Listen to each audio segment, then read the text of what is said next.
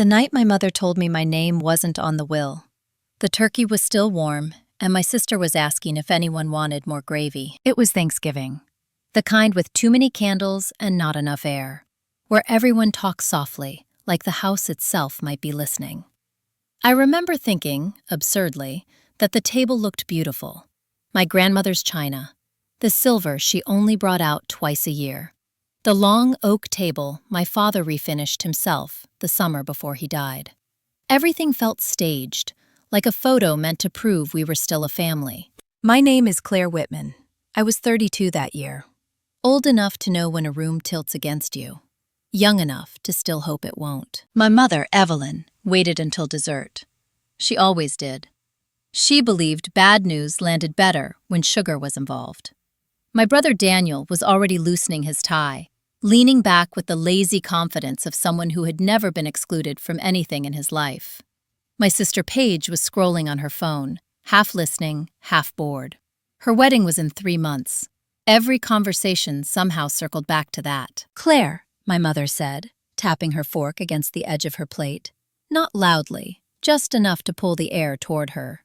"We need to clear something up before Christmas." I looked up, spoon halfway to my mouth.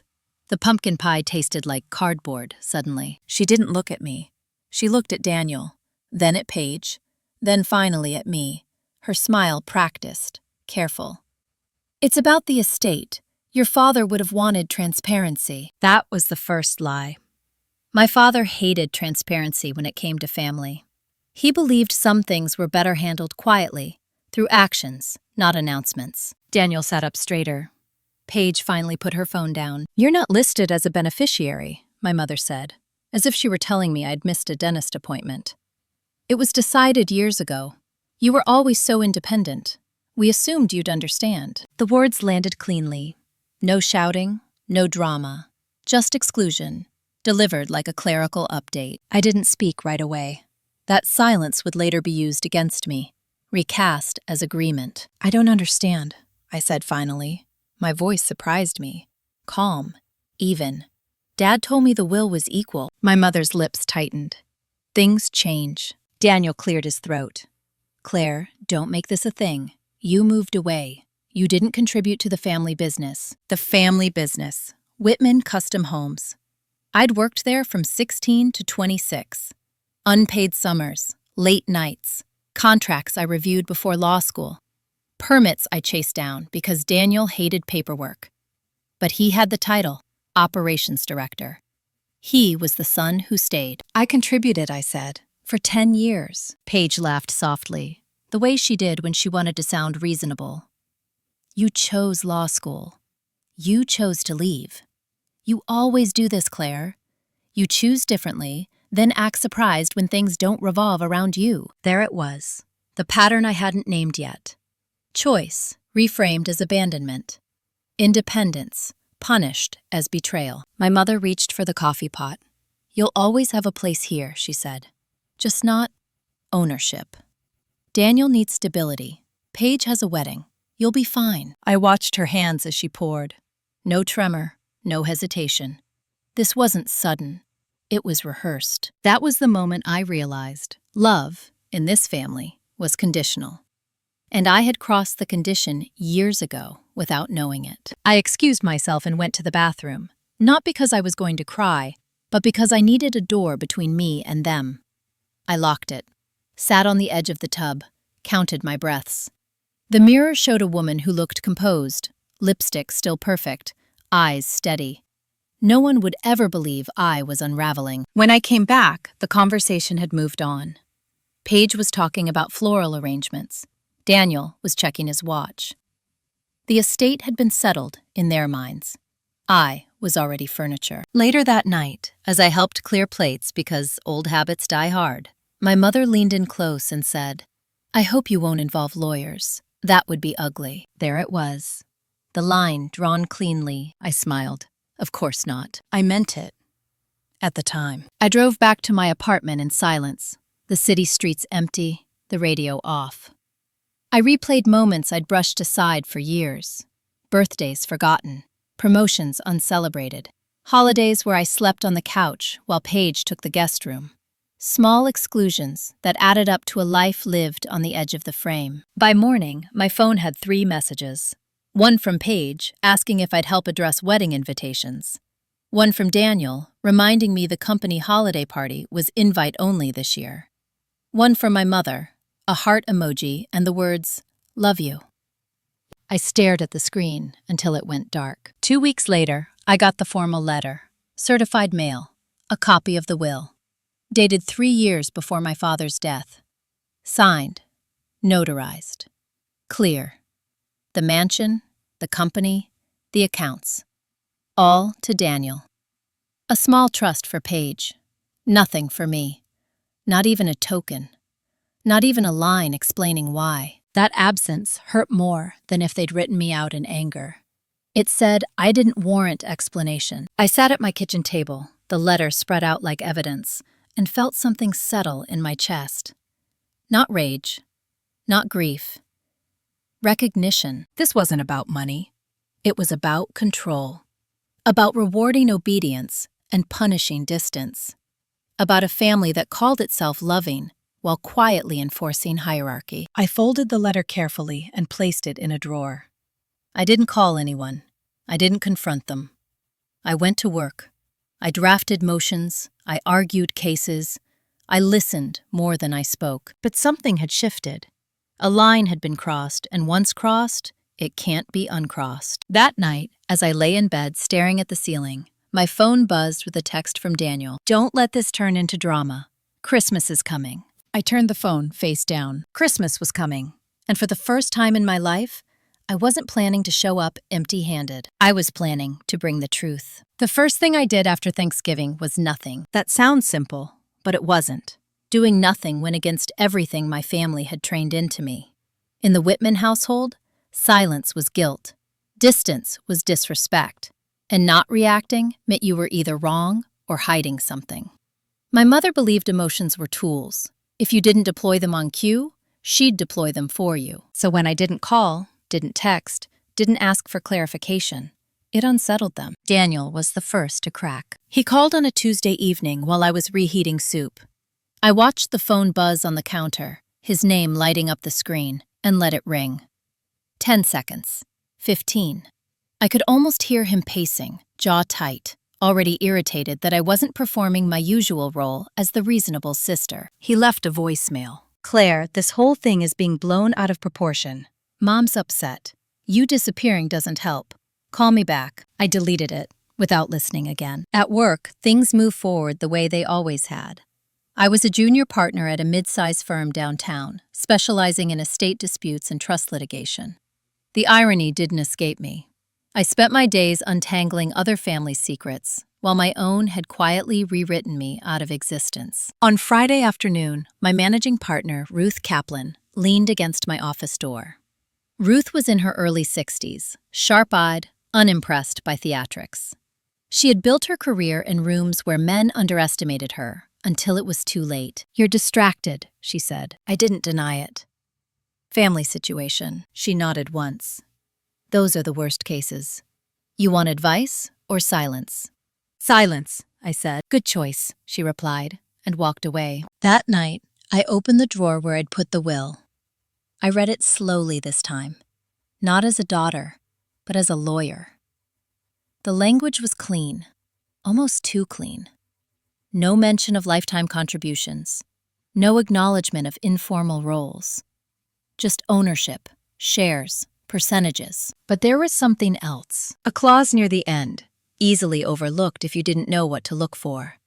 A contingency tied to the family business, triggered if operational control changed within 5 years of my father's death. A reversionary interest.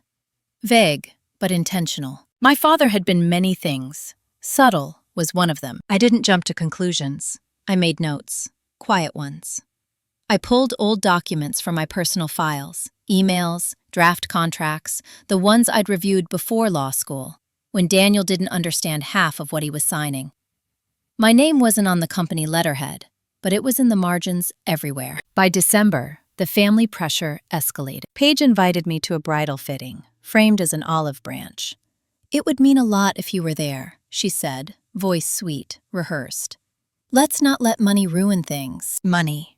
As if that was the core wound. I declined, politely. I can't make it. She didn't hide her irritation. You're being dramatic. I smiled to myself after the call ended. They always called it drama when they lost control of the narrative. Then came Christmas. I did go. That was deliberate. The house looked the same. Garland on the banister, a wreath on the door, the smell of pine and cinnamon and something heavier underneath. Tension baked into the walls. My grandmother's portrait still hung in the hallway.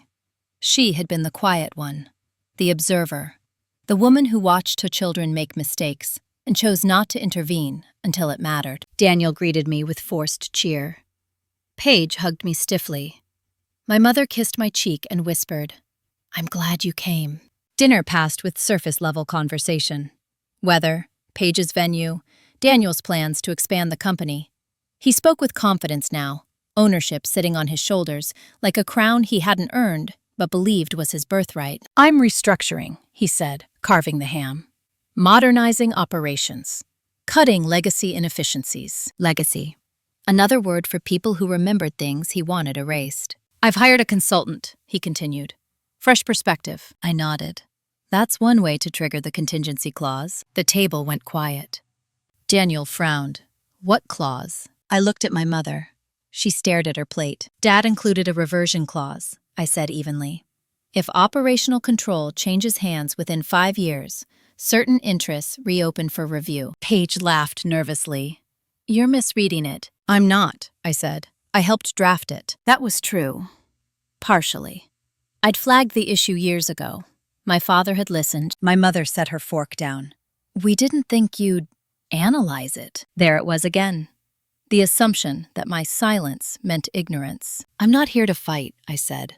"I just wanted to understand how you plan to handle that risk." Daniel's face flushed. "You're threatening us?" "No," I replied. "I'm observing." After dinner, my mother cornered me in the kitchen. Her voice dropped into the register she used when she wanted compliance. "You don't need to do this, Claire. You've always been so capable on your own. Why stir things up now?" I looked at her. Really looked. At the woman who taught me to be strong, then punished me for it. "Because you taught me to read contracts," I said, "and to protect myself." She had no answer. I left early. Snow had started to fall, soft and relentless. As I drove home, my phone buzzed again. A message from an unknown number. "You think you're smarter than us. Don't make this ugly." I didn't respond. Instead, I pulled over, opened my notes app, and wrote one line. "Call an independent probate attorney. Not for revenge, for clarity." That night, I slept better than I had in weeks. Because for the first time, I wasn't reacting. I was preparing. The lawyer I chose was not the one my firm would have recommended. That was intentional. Her name was Marion Holt, 70 years old, semi-retired. She worked out of a converted brownstone on the edge of Georgetown, the kind of place with creaking floors and no receptionist. Her website looked like it hadn't been updated since 2012. That alone told me she didn't need new clients. I found her name buried in an old case file, cited once, respectfully, by an opposing counsel who'd lost badly. When I called, she answered herself. "I don't take family referrals," she said, before I'd even finished introducing myself. "And I don't do emotional consultations." "I'm not emotional," I replied. "I'm excluded." There was a pause. Then, "Come tomorrow, 10 a.m. Bring everything." Her office smelled like old books and black coffee. Marion didn't offer pleasantries. She motioned me to a chair and waited while I laid the documents out on her desk. The will, the trust, old company agreements, emails printed and tabbed. She didn't rush. She read in silence, glasses low on her nose, lips pressed thin. I watched her hands. Steady, precise. A woman who had outlasted more men like my brother than I could count. After nearly an hour, she looked up. "They didn't just exclude you," she said. "They buried you." I exhaled slowly. "Can they do that?" "They can try," she tapped the will. "But your father left fingerprints. Lots of them." She pointed to the clause I'd flagged. "This isn't decorative language. It's a tripwire." I nodded. Daniel's already restructuring. Marion smiled, not kindly. "Then he's already in trouble." She leaned back. Tell me about your role in the company. Not the title, the truth. So I did. The summers, the contracts, the nights I stayed late because Daniel wanted to leave early, the time I caught a zoning issue that would have cost them 6 figures, the clients who called me directly because they trusted my word. And you were never compensated, she asked. Not formally, she nodded. Of course not. Family businesses rarely pay daughters properly. They call it loyalty. She slid a yellow pad toward her and began writing. Here's what we're not going to do. We're not going to storm in. We're not going to accuse. We're not going to beg. I almost smiled. We're going to document, she continued. We're going to wait. And when the moment comes, we're going to assert. When is the moment? I asked. When they make a mistake, she said. And they always do. I left her office with a clear plan and no illusion of speed. This wasn't a confrontation story. This was a long game. January passed quietly. Too quietly. Paige sent wedding updates through group texts, careful not to address me directly. Seating charts, cake tastings. I was listed as family guest, not bridesmaid. That demotion stung more than I expected. Not because I wanted the role, but because it confirmed what I already knew. I was being phased out. Daniel stopped calling. That worried me more than the calls had. Silence from him meant confidence. Or miscalculation. At work, Ruth called me into her office. You're circling something, she said. I can tell. I'm handling a personal matter, I replied. She studied me for a long moment. If it turns into a legal fight, recuse yourself. But don't underestimate the advantage of knowing how the system works. I won't, I said. The advantage, I realized later, wasn't knowledge, it was patience. The first crack appeared in February. I heard about it from an old contractor who still had my number. Mark, mid-50s, loyal to my father in a way that bypassed blood. Didn't know who else to tell, he said. Daniel's changing suppliers, new consultants pushing hard, cheap materials, fast turnaround. That's his call, I said carefully. Yeah, Mark replied. But your dad had a reason for the old contracts. Some of those shortcuts violate local code. I closed my eyes briefly. Did you put that in writing? Not yet. Don't, I said. Just document dates, conversations, names. He hesitated. Why? Because someone will ask later, I replied. By March, the wedding invitations went out. Mine arrived last. No +1. The card was thin, impersonal. The message inside was Paige's handwriting, looping and distant. Hope you can make it. It would mean a lot. I RSVP'd, yes. Not because I wanted to celebrate, because timing matters. A week before the wedding, Daniel announced the expansion publicly. New development, big press release. He posed for photos in front of the company sign, smiling like a man who believed the ground beneath him was solid. That same day, Marion called. They filed an amendment, she said. Changed the operating agreement. Your brother's signature. Consultants' influence all over it. My heart rate didn't spike. It slowed. Does it trigger the clause? I asked. Oh yes, she said. And more than that. It opens the door. To what? To challenge fiduciary conduct, she replied. And to assert your contribution as material interest. I sat down. She continued. But here's the thing. If we move now, they'll close ranks, paint you as bitter, unstable. So we wait, I said. We wait, she confirmed. And we let them invite witnesses. The wedding was held at a restored estate outside Charlottesville. White tents, string lights, everything curated to look effortless. I arrived alone, wearing a navy dress my mother once told me made me look too serious. Daniel avoided my eyes. Paige hugged me stiffly, whispering, "Please don't do anything today." I smiled. I wouldn't dream of it. During the reception, I watched the room, listened. People talk when they think you're irrelevant. Daniel bragged about the expansion to a cousin who worked in finance. Paige complained about stress. My mother floated, smiling, relieved I was behaving. Near the end of the night, Daniel raised a glass. To family, he said, and to building something that lasts. The words hung there, heavy.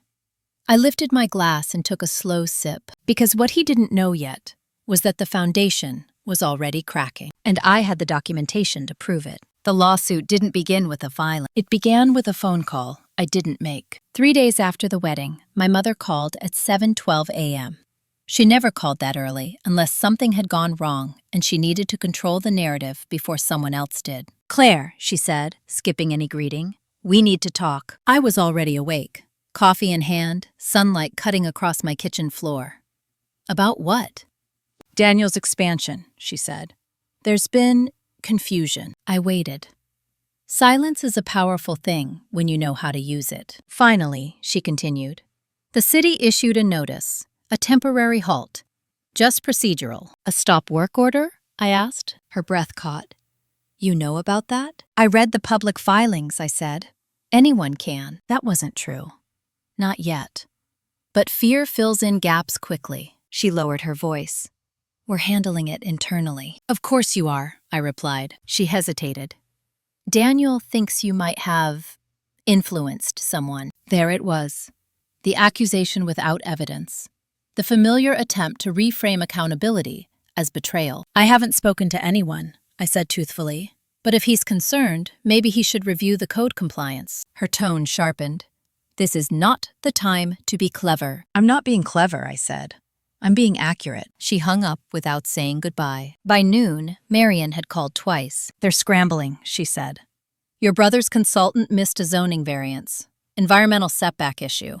Neighbors complained." "Is it serious?" "Serious enough to pause financing," she replied. "And serious enough to invite scrutiny." That afternoon, Daniel sent me an email. Formal. Cold. Copied to our mother. "Claire, given your professional background, we request that you refrain from interfering in company matters. Any further action may be interpreted as bad faith." I read it twice, then forwarded it to Marian. Her reply came quickly. "Good. He's drawing lines he doesn't understand." A week later, the first official letter arrived. Not to me, but to the company.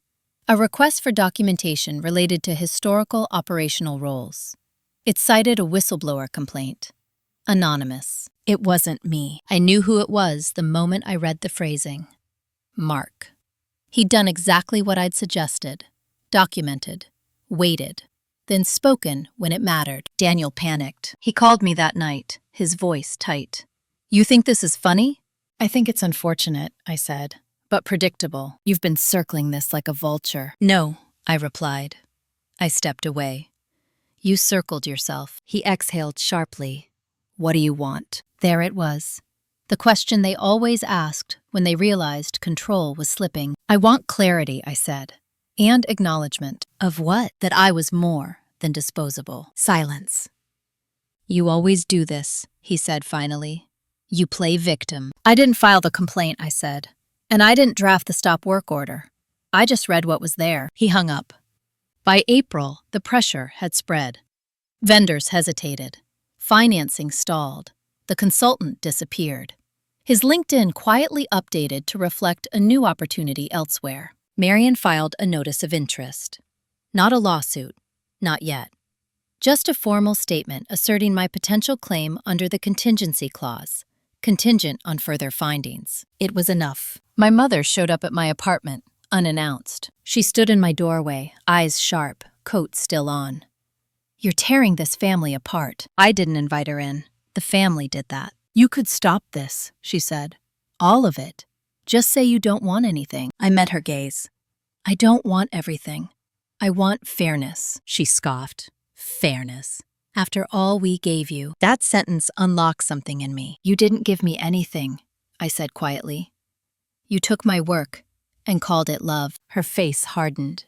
"You sound like a lawyer." "I am one," I replied. She left without another word. The first filing happened in May, not from me, from the city. An investigation into regulatory non-compliance. A review of past practices. A request for internal communications. Daniel's name was everywhere. Marian called me that evening. "We're ready when you are." I looked around my apartment. Clean. Ordered. A life built carefully, without inheritance or handouts. "File," I said. The complaint was precise. No emotion, no accusations of malice. Just facts. Contributions, agreements, clauses. A request for declaratory judgment regarding my interest in the company and estate. When Daniel was served, He didn't call me. Paige did. "You've ruined everything," she cried. "The wedding, the company, Mom's health. How could you do this to us?" I listened, then said, "I didn't ruin anything," I responded. She hung up, sobbing. That night, I sat on my balcony, the city lights steady and indifferent. I felt no triumph, no guilt, just a strange calm. Because the hardest part wasn't filing. It was accepting that the people who taught me loyalty would never recognize my boundaries. And that was the moment I stopped hoping they would. Court doesn't feel dramatic when you're inside it. There are no raised voices, no sudden revelations shouted across the room. Just paper, timelines, people in suits pretending this is all very normal. The first hearing was procedural, standing room only. Daniel sat 2 rows ahead of me, shoulders squared, jaw clenched. He didn't turn around. Paige wasn't there. My mother sat beside him, hands folded in her lap, staring straight ahead, like if she didn't look at me, I wouldn't exist. That used to hurt. Now it just felt accurate. Marion stood when our case was called. She spoke calmly, deliberately, like she had all the time in the world. The judge listened, took notes, asked questions that made Daniel's attorney stiffen. Nothing explosive happened, and that's what terrified them. Outside the courtroom, Daniel finally approached me. His face was tight, eyes rimmed red with something that wasn't quite anger. "You could have talked to me," he said. "I did," I replied. "For years. This is going to get ugly." "It already was," I said. "You just weren't the one paying for it." He leaned in, lowering his voice. "Mom's not well." That one almost worked. Almost. "I'm not responsible for her choices," I said evenly. "Or yours." He shook his head. "You've changed." "No," I said. I stopped compensating. The discovery phase began quietly. Requests, subpoenas, depositions scheduled weeks apart. Daniel's legal team tried to narrow scope, stall for time. Marion countered with precision. Every objection met with a reasoned response. Every delay logged. What came out wasn't scandal. It was pattern. Emails where my work was forwarded without credit. Contracts signed by Daniel that included language I'd drafted years earlier. Internal notes referencing Claire's system or "Ask Claire" or "Claire flagged this risk." And then there was the financial trail. Nothing illegal, just revealing. Expenses reimbursed to Daniel that should have been categorized as compensation. Decisions made without proper board oversight. Consultant fees approved without documentation. Small things that, stacked together, told a clear story of control exercised without accountability. Paige was deposed in June, she cried, not because she was sorry, but because she felt exposed. "I didn't know," she kept saying. "I didn't understand the business," the opposing attorney pressed gently. "But you accepted distributions." "Yes," she whispered. "Mom said it was fine." And there it was again. Mom said. My mother's deposition was scheduled for July. She arrived impeccably dressed, posture straight, expression serene. The same face she wore at church, at fundraisers, at PTA meetings. The face of someone who believed presentation was morality. Marion questioned her patiently. "Did you consider your daughter's contributions when the will was amended?" "We assumed she didn't need it," my mother replied. "She was always capable." "And did you discuss this assumption with her?" "No." "Why not?" A pause. "We didn't want conflict." Marion nodded. "So you avoided conflict by excluding her without explanation." My mother bristled. "That's not fair." Marion's voice didn't change. "Fairness isn't a feeling, Mrs. Whitman. It's a process." After that day, my mother stopped calling. So did Paige. Daniel tried once more. He showed up at my office unannounced, standing in the lobby like he belonged there. Ruth saw him first. "Friend of yours?" she asked. "Family," I said. She raised an eyebrow. "Same thing, different damage." I met him downstairs. "You're winning," he said flatly. "Is that what you wanted?" "I wanted acknowledgement," I replied. "Winning is your word." He laughed bitterly. "You think this makes you whole?" "No," I said. "It makes me clear." He leaned against the wall. "What happens if you get your share?" "I don't know," I said honestly. "But I won't be invisible." That seemed to land harder than any threat. By August, mediation was ordered. A neutral conference room. Long table. Bottled water no one touched. A mediator who smiled too much. Daniel's offer came first. A lump sum. Quiet. No admission. No role. just money to make me go away. I didn't respond. My counteroffer was simple: formal recognition of my contributions, a minority stake, a written acknowledgement appended to the company's records, and a restructuring clause that limited unilateral control. Daniel laughed when he read it. The mediator didn't. "That's not unreasonable," she said. Daniel's attorney frowned. "It sets a precedent." "So does exclusion," Marion replied. We broke for lunch. In the hallway, my mother approached me for the first time in months. "You're humiliating us," she said softly. I looked at her. Really looked. "You humiliated me when you taught everyone I could be erased," she flinched. "We did what we thought was best." "For who?" I asked. She had no answer. Mediation dragged into a second day, then a third. By the end, Daniel's confidence had eroded. The company's finances were strained, the investigation ongoing. He needed resolution. They accepted most of my terms, not because they suddenly believed in fairness, because leverage had shifted. The settlement was signed on a Tuesday afternoon in September. I didn't celebrate. I read every line, initialed every page, signed once, cleanly. When it was done, Marion looked at me and said, "You held your ground." "I learned from the best," I replied. That night, I went home and cooked dinner for one. Simple. Quiet. For the first time since Thanksgiving, my chest felt light. Not because I'd won, but because I'd stopped asking for permission to exist. The settlement didn't fix the family. It rearranged it. That was the part no one warned me about.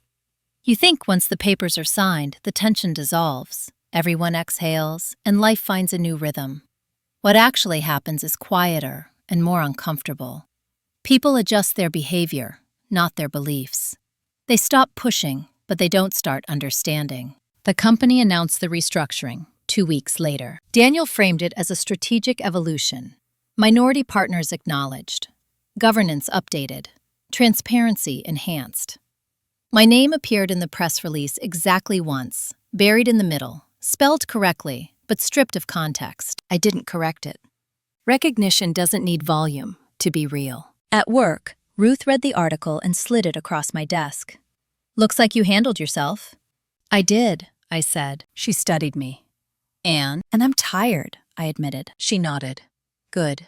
That means you didn't numb yourself to get here." October arrived with sharp mornings and clean air. The investigation into the expansion was quietly closed. Fines paid. No criminal findings. The city moved on. The damage stayed. Daniel called less. When he did, it was about logistics. Formal, controlled. He no longer spoke to me as a sibling, but as a variable he'd miscalculated. Paige reached out once. She asked if I could help her review a prenup. I said no. Not angrily, just clearly. "I can recommend someone," I offered. She didn't reply. My mother sent a card for my birthday. No gift, just a message written in careful cursive. "I hope you're happy." It wasn't a question. I sat with that card for a long time. Was I happy? Not in the way she meant. Not relieved, not vindicated, not glowing with triumph. But there was something steadier underneath, a sense of alignment. My life, my values, my boundaries no longer at odds. That mattered more. In November, Marion invited me to lunch. We ate at a quiet bistro she liked, tucked away from traffic. She ordered soup. I ordered the same, without thinking. "You're done now," she said between bites. "You can walk away." "I know," I replied. And I don't feel the urge to run," I said. "That's new." She smiled. "That's what self-trust feels like." I asked her why she'd taken my case. She shrugged. "You didn't ask to be rescued. You asked to be seen." Christmas came again. This time, I didn't go. I sent a polite text. Short, neutral. Wished them well. No explanation. The morning passed quietly. I walked through the park near my apartment, watched families gather, couples argue gently over coffee, children tug at mittens. Life, happening without me at the center of it. That afternoon, Daniel called. I let it ring. He left a voicemail. "I didn't think it would end like this," he said. "I don't know how to fix it." I listened once, then deleted it. Fixing was no longer my job. In January, something unexpected happened. I was offered a promotion. Ruth called me into her office, closed the door, and got straight to it. We're expanding the trusts and estates practice. I want you to lead it. I blinked. Led? You've proven you can manage complexity without burning bridges, she said. And you don't flinch when power shifts. I thought of my father's quiet clauses, of Marion's patience, of the way I'd learned to wait. I accept, I said. The work was demanding. Cases involving siblings, second marriages, contested wills. Stories that echoed my own, but weren't mine to carry. I listened. I advised. I drafted. I never promised emotional closure, only clarity. One afternoon, a woman about my age sat across from me, hands shaking. "They say I'm selfish for asking," she whispered. "My parents say I'm tearing the family apart." I met her eyes. Families don't break when someone asks for fairness. They break when they pretend inequality is love. She exhaled like she'd been holding her breath for years. That night, I went home and opened the drawer where I'd once kept the will. It was empty now. Not because I'd thrown it away, because I didn't need it anymore. The power it once held over me had dissolved, replaced by something quieter and more durable, choice. And for the first time, I was choosing myself without apology. The first time I realized the settlement hadn't actually ended anything was at a birthday dinner I almost didn't attend. It wasn't a family birthday. It was Ruth's. 64. She invited a small group from the firm to a quiet restaurant near DuPont Circle. No speeches, no gifts, just good food and better boundaries. Halfway through the main course, my phone buzzed. Unknown number. I ignored it. It buzzed again. I excused myself, stepped outside into the cold, and answered. "Claire," a man said, voice careful. "This is Henry Whitman." I closed my eyes. Henry was my father's younger brother, the one who moved to Arizona, stayed out of family politics, and only appeared at funerals and weddings. He was polite, distant, and observant, the kind of man who listened more than he spoke. "I heard what happened," he continued. "With the company, with your mother." "Everyone has," I replied. "Not the whole of it," he said. "I think you should come see me." I didn't answer right away. "There are things your father didn't put in writing," he added. "On purpose." That got my attention. We met a week later in Phoenix. Henry lived in a modest ranch house at the edge of the city, all low ceilings and wide windows. Nothing flashy, nothing inherited. He'd built his life away from the Whitman gravity. We sat at his kitchen table, sunlight spilling across worn wood. "I stayed out because I had to," he said, pouring coffee. "Your father knew that." "Out of what?" I asked. "Control," he replied. "Your mother ran that household long before she ran the estate." I didn't argue. Henry reached into a drawer and pulled out a thin folder. Old, yellowed. He slid it toward me. "Your father came to me 3 months before he died," he said. "He was worried. About Daniel. About the company. About how things would play out if he wasn't there to slow them down." I opened the folder. Inside were handwritten notes. My father's handwriting. Careful, deliberate, familiar. "Claire understands the business. Daniel wants to own it. That's not the same thing." My throat tightened. "He asked me to hold on to these," Henry continued. "Said if things went the way he feared, you'd know what to do." "Why didn't he just change the will?" I asked. Henry smiled sadly. "Because your mother would have found a way to undo it, or punish him for it while he was alive." That landed harder than I expected. "He didn't want a war," Henry said. "He wanted a contingency." I flipped through the pages. Notes about governance, about succession, about my role. Not sentimental. Practical, respectful. "He trusted you," Henry said. I closed the folder carefully. "Thank you." "There's more," he said. "The house." I looked up. "The mansion," he clarified. "Your grandmother's. The one your mother—" "Yes." "It was never meant to go to Daniel," Henry said. "Your grandmother left it to your father with a letter of intent, not legally binding, but clear. She wanted it preserved, not leveraged." I thought of the expansion, the loans, the way Daniel talked about assets like they were tools. "Your father kept it separate for a reason," Henry said. "If the company fails, the house shouldn't go with it." I felt a slow, cold clarity spread through me. "Is it exposed?" I asked. Henry nodded. "Your mother signed a personal guarantee last year." I exhaled. "That wasn't wise," I said. "No," he agreed. "But it was predictable." Back in D.C., I reviewed the settlement again. The language was solid, my minority stake protected, governance, shared. But there was a clause I'd overlooked. A cross-collateralization provision tied to family-held assets. The house. It wasn't illegal. It was just assumed. Assumed I wouldn't notice. I called Marion. She listened without interrupting. When I finished, she said, "They didn't learn." "No," I replied. "They adjusted. Do you want to reopen?" I stared at my father's notes spread across my desk, at the quiet authority in his words, at the care he'd taken to leave me options. "I don't want revenge," I said. "I want separation." Marion nodded, even though she couldn't see me. "Then we don't attack. We extract." The next move wasn't public. It was administrative. A notice of withdrawal from cross-guarantee obligations filed under my newly recognized authority.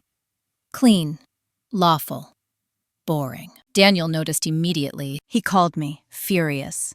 "You're destabilizing everything." "I'm stabilizing myself," I replied. "You're putting Mom at risk." "No," I said. "You did that when you leveraged what wasn't yours to gamble." He went quiet. For a moment, I almost heard the boy he used to be. The one who followed rules when Dad was watching. Then my mother didn't call. She sent an email instead. "You're dismantling what little family we have left." I read it once, then archived it. The truth was, the family I'd been protecting never existed in the way I needed it to. It was a structure built on silence and expectation, and once you step outside it, you can see how fragile it always was. The extraction took 6 weeks. By the end, the house was legally isolated, protected, untouchable by company debts. My mother stayed. For now. Daniel adjusted financing. Again, the company survived. Barely. At a cost no one acknowledged out loud. One evening in early spring, I stood on my balcony, the city humming below, and felt something unfamiliar. Relief. Not because I'd won, but because I'd finally stepped out of a system that required me to disappear to function. And once you leave a place like that, you don't go back. You build somewhere else. The backlash didn't come from Daniel. It came from my mother. She showed up at my office on a Thursday afternoon in March, unannounced, uninvited, and unmistakably furious. The receptionist buzzed me with a pause in her voice that told me everything. "There's a woman here asking for you. She says she's your mother." I closed my file slowly. "Send her up." When Evelyn Whitman walked into my office, she looked smaller than I remembered. Not weaker, just diminished. Control has a way of filling space, and without it, she seemed unsure where to stand. She didn't sit. "I raised you better than this," she said. I gestured to the chair across from me. "Sit down, Mom." She ignored it. "You're dismantling things you don't understand." I met her gaze. "I understand them very well. That's the problem." She paced once, sharply. "That house is my home." "It was Grandma's," I said. "Then Dad's. You live there." Her eyes flashed. "Don't correct me like I'm a child." "I'm not correcting you," I replied. "I'm clarifying ownership. You taught me the difference." That stopped her. She folded her arms. "Daniel says you're trying to force him out." "I'm not," I said. "I'm forcing him to operate without using family property as collateral. He needs flexibility. He needs boundaries." She laughed bitterly. "You sound just like your father." I took that in. He taught me how to protect what matters. Her voice dropped. "He trusted me." "He trusted you to be fair," I said. "Those aren't the same thing." She finally sat, the anger draining into something else. Fear. The kind that shows up when control slips for good. "What do you want?" she asked quietly. The question again, always framed like a transaction. "I want distance," I said, "and I want it respected." She shook her head. "Families don't work like that." "Healthy ones do," I replied. She looked around my office, at the shelves, the framed degrees, the calm order of it all. I could see the calculation happening. This was not the daughter she could outmaneuver with guilt or praise. "You're punishing us," she said. "I'm disengaging," I corrected. "There's a difference." She stood abruptly. "If you walk away now, don't expect things to be the same." I nodded. "They already aren't." She left without another word. That evening, Daniel emailed. Subject line, urgent. "Claire, Mom is spiraling. She thinks you're trying to push her out of the house.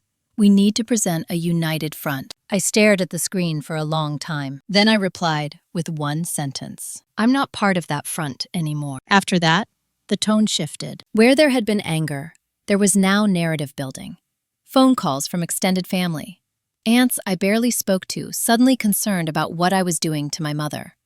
Cousins hinting that I'd changed, that success had hardened me. I listened. I didn't explain. Explanation is a form of negotiation. I was done negotiating. At work, the contrast was stark. Clients listened when I spoke. Colleagues deferred without resentment.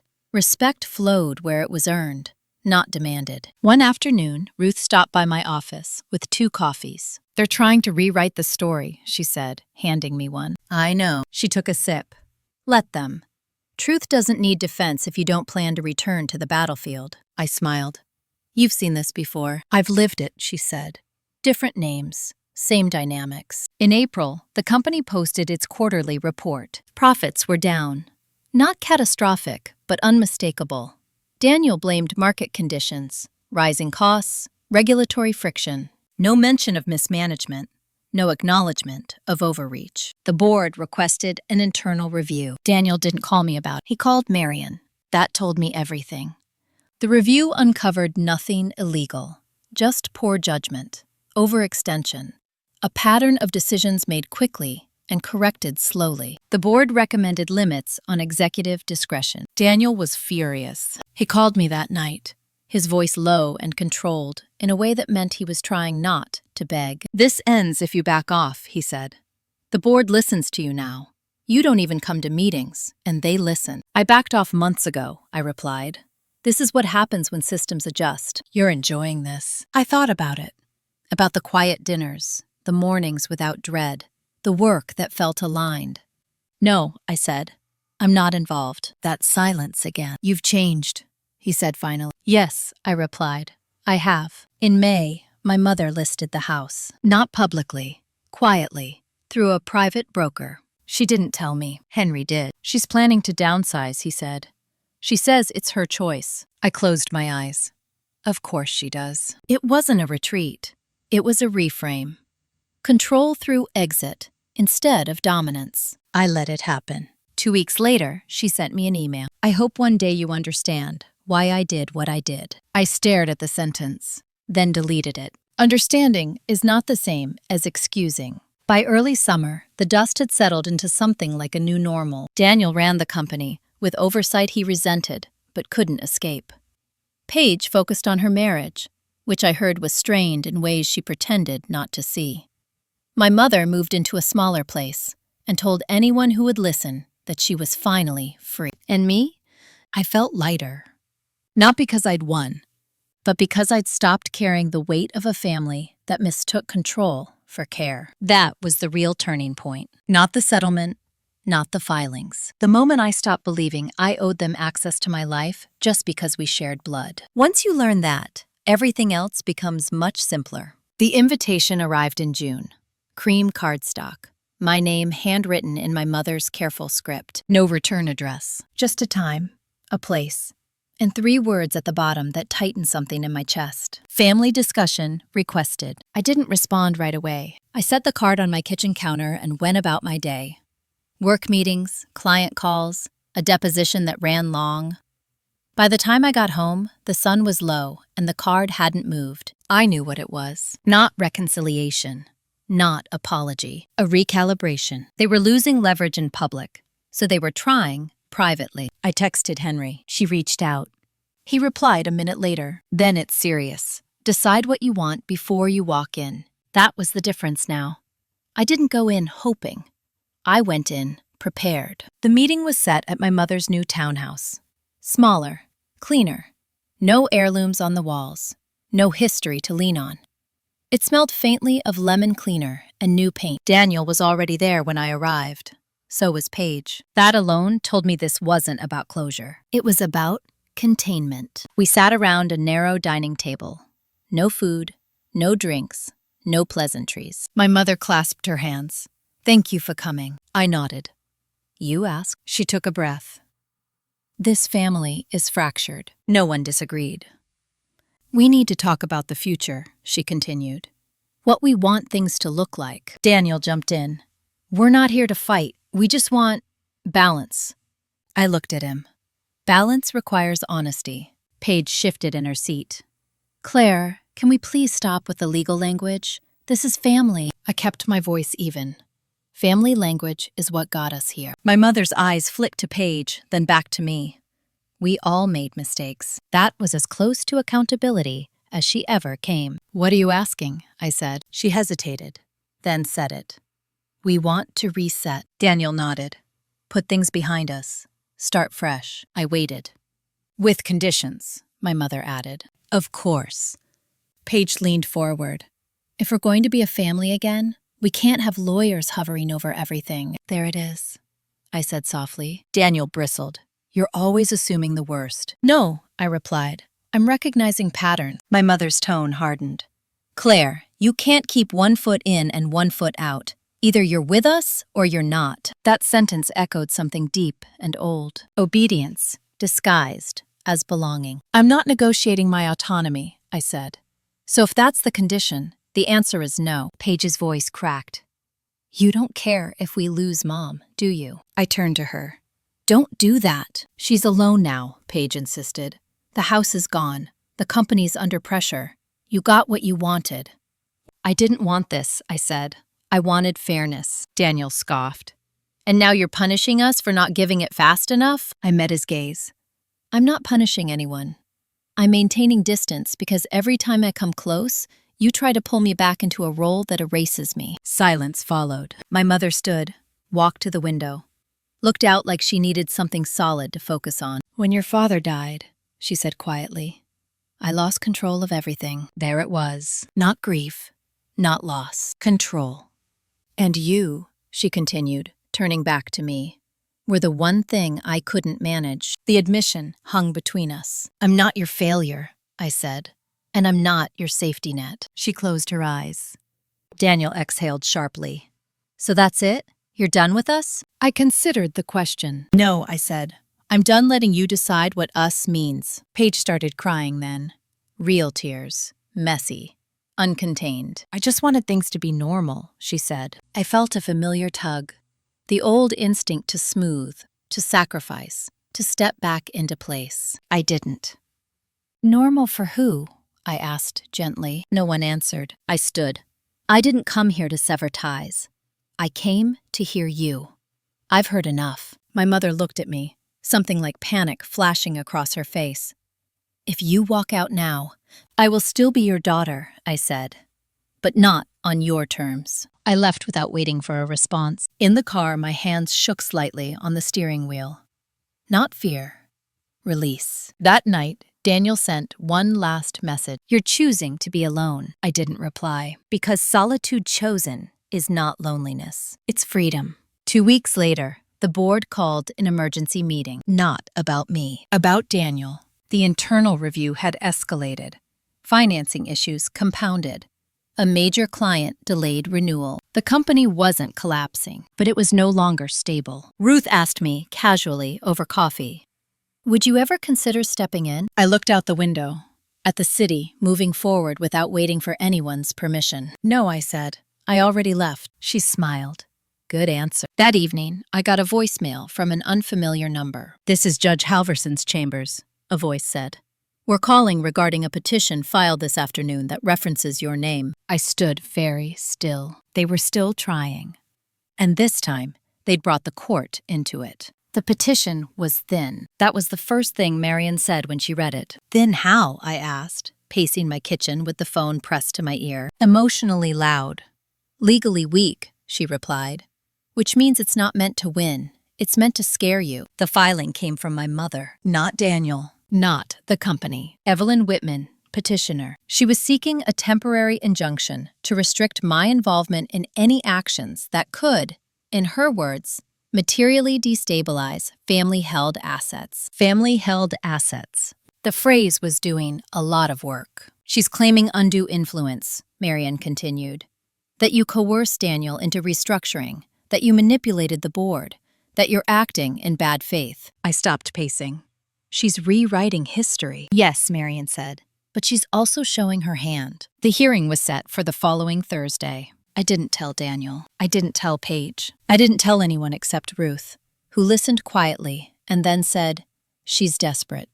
She's never done anything like this, I said. Ruth looked at me over her glasses. She's never lost control like this. The days leading up to the hearing were oddly calm. No more calls, no more messages. The silence felt intentional, like the moment before a storm when the air goes still. Marianne and I prepared without drama. We didn't counterattack. We didn't accuse. We documented. My communications, board minutes, emails, filings, timelines that showed I had acted only within the authority granted by the settlement. Nothing covert, nothing aggressive. And then Marian did something I didn't expect. She subpoenaed my father's handwritten notes. Henry delivered them personally. "They're not emotional," he said as he handed me the folder again. "But they're honest." "That's enough," Marian replied. The courtroom on Thursday was small. No press, no audience. Just a judge, 2 attorneys, my mother, and me. Daniel wasn't there. Paige sat behind my mother, eyes red, hands clenched in her lap. My mother looked composed, dignified, the picture of concern. She testified first. She spoke about fear, about instability, about watching her family unravel. She described me as distant, calculating, overly legalistic, a daughter who had lost sight of what mattered. She didn't raise her voice. She didn't need to. I watched her carefully. The pauses, the phrasing, the way she framed herself as caretaker and me as threat. When Marian stood, she didn't rush. She asked one question. "Mrs. Whitman, did your husband ever express concern about how the company would be run without him?" My mother stiffened. "He trusted Daniel." "Did he express concern?" Marian repeated. A pause. "He had opinions." Marian nodded. "Do you recognize this handwriting?" She handed the notes to the clerk, who passed them forward. My mother's face changed, subtly, but unmistakably. "Yes," she said. "That's my husband's." Marian turned to the judge. "Your Honor, these notes were written 3 months before Mr. Whitman's death. They outline concerns about unilateral control, asset leveraging, and the importance of preserving family property from business risks." The judge read silently. My mother shifted. "And," Marian continued, "they name my client as the individual he trusted to understand and uphold those boundaries." The judge looked up. "Mrs. Whitman?" My mother's voice wavered. "He was ill." "Yes," the judge said. But he was clear. The hearing ended quickly after that. The injunction was denied. Not only denied, dismissed. The judge's final words stayed with me. "This court does not intervene to restore control lost through lawful process." Outside, my mother confronted me. "You humiliated me," she hissed. I met her eyes. "You brought me here." Paige stood behind her, silent. Daniel didn't call. That night, something shifted publicly. The board announced a leadership review. Daniel was placed on temporary administrative leave, pending financial stabilization. The company's stock dipped. Nothing dramatic, just enough. Ruth called me into her office the next morning. "They're offering you the interim role," she said. I didn't need to ask which role. "No," I said. She smiled. "I thought you'd say that." "Tell them to hire someone neutral," I added. "They need governance, not family." She nodded. Already done. By the weekend, the story had spread quietly through the extended family. Not the details, just the outcome. My mother had gone to court and lost. Henry called me Sunday evening. He would have been proud, he said. I closed my eyes. "I hope so." "He planned for this," Henry added. "Not the fight. Your survival." That night, I packed a box. Not with documents, with photographs. The ones I'd kept out of habit, not comfort. Childhood birthdays, family vacations, smiles that had felt real once. I kept a few. I let the rest go. Because memory doesn't require proof, and neither does self-worth. The phone buzzed as I taped the box shut. A message from Daniel. "We need to talk." I stared at it, then turned the phone face down. Because the truth was, the conversation he wanted was already over, and the one I needed had finally happened. In court, on record, with the power dynamic reversed. After the hearing, everything went quiet in a way that felt final. Not peaceful, not resolved, just settled, like dust after a collapse. The kind of quiet that tells you no one has the energy left to pretend anymore. Daniel didn't call again. Not that week. Not the next. When the board placed him on administrative leave, The explanation was clean and professional. Financial instability, governance review, temporary measure. But everyone who mattered understood what it really meant. The prodigal son had overreached, and there was no one left to shield him. Paige texted once, late at night. I didn't know it would go this far. I read the message 3 times before replying. Neither did I. That was the truth. I hadn't planned a collapse. I hadn't aimed for payback. I had simply refused to be erased, and the structure that depended on my silence couldn't survive that refusal. My mother disappeared from my life completely after the hearing. No calls, no emails, no cards. At first, I waited for the backlash, the guilt campaign, the familiar emotional ambush. It never came. Later, Henry told me why. She told people she was tired, he said, that she'd done enough. I understood that translation. She'd lost the fight. So she changed the story. The company hired an interim executive from outside the family. A woman in her late 50s with a background in crisis management and no patience for legacy politics. She stripped the operation down to what worked, what didn't, and who needed to be removed from decision-making. Daniel didn't return. His buyout negotiations were quiet, slow, and deeply unflattering. He moved out of state by early fall. No announcement, no farewell, just gone. Paige followed him a few months later. Her marriage didn't last the year. I heard that through a cousin who thought I'd want to know. I didn't ask questions. Some things unravel on their own once the pressure to perform disappears. At work, my practice grew faster than I'd expected. Word travels in subtle ways. Clients who'd been dismissed as difficult came to me because I didn't rush them, because I didn't confuse control with care, because I knew what it felt like to be cornered by people who claimed to love you. One afternoon, a woman in her 60s sat across from me, hands folded tight. They cut me out after I paid off the house, she said. My sons say I agreed to it. Did you? I asked. She shook her head. I just wanted peace. I nodded. Peace that costs you dignity isn't peace. It's surrender. Her shoulders dropped. No one's ever said that to me. I smiled gently. Then let's start there. On the anniversary of my father's death, I drove alone to the cemetery. It was overcast, quiet, the way he would have liked it. I didn't bring flowers. Just stood there for a while, hands in my coat pockets, breathing in the cold air. I figured it out, I said softly. Eventually. There was no answer, but I didn't need one.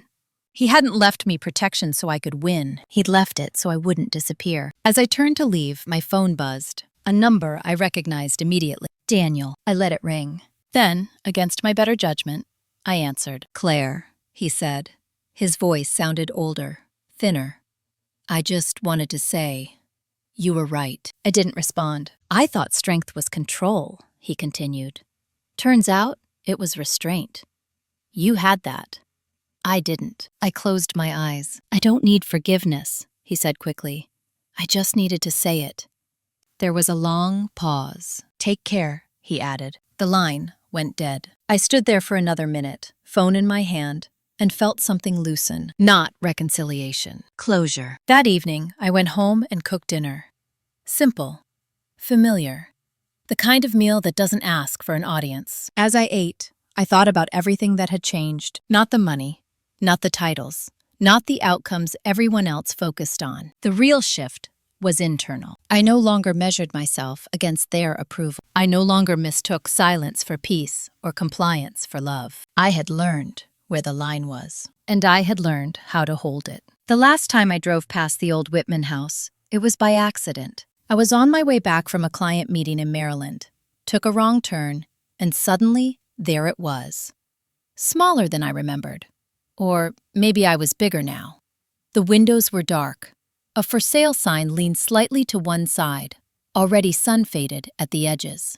I didn't stop the car. That felt important. For years, that house had represented everything I was supposed to want. Belonging, approval, security.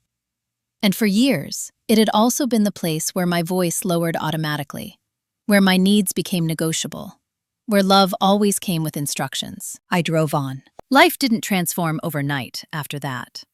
There was no cinematic glow-up, no dramatic reinvention. What changed was quieter, and far more permanent. I stopped explaining myself to clients, to colleagues, to family, to anyone. When people asked why I didn't attend holidays anymore, I said, I have other plans, and left it at that. When someone hinted that I should reach out to my mother, I said, we're not in contact, without adding justification. When curiosity turned invasive, I let the silence do the work. Silence, I learned, is only uncomfortable for people who benefit from your noise. The company eventually stabilized. Under new leadership, it became smaller, more conservative, less ambitious. Daniel never returned. His chapter closed without fanfare. The Whitman name lost its shine in business circles, but it survived. That was enough for most people. Paige sent me a card one spring. No apology, no blame, just a picture of a mountain trail and the words, "Hope you're well." I put it in a drawer and didn't respond. Not out of anger, out of clarity. Some relationships don't need closure. They need distance. My mother never reached out again. I heard through Henry that she told people she was proud of me, that she always knew I'd land on my feet, that she'd wanted me to be strong. I didn't correct the story. Let her keep it. I knew the truth. Strength, in her language, had always meant obedience with polish.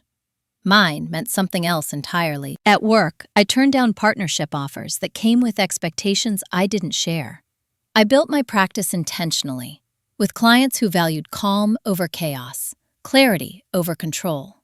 Women my mother's age sat across from me every week, eyes tired, voices hesitant, telling stories I knew by heart. Excluded from wills, erased from businesses, pushed out after years of loyalty, labeled difficult for asking basic questions. I never told them what to do. I showed them what was possible. One afternoon, a woman named Margaret held my hand after a settlement conference and said, I thought choosing myself would destroy my family. I squeezed her hand back. It doesn't destroy families. It reveals them. That night, I went home and sat on my balcony, the city glowing softly below. I thought about the version of myself from that first Thanksgiving, the one who sat quietly while her life was rearranged without her consent, the one who still believed love meant endurance. I wished I could tell her something. Not to fight sooner, not to be louder, not to prove anything. Just this.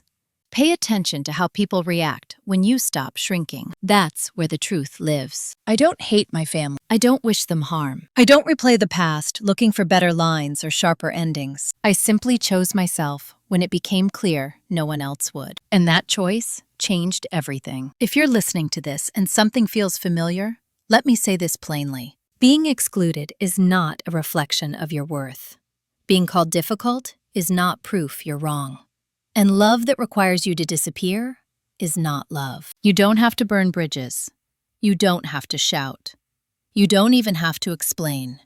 Sometimes the most powerful move is stepping back, drawing a line, and letting the people who crossed it feel the distance. That's not revenge. That's self-respect. If this story resonated with you, if you've lived some version of it, take a moment to like, comment, or subscribe.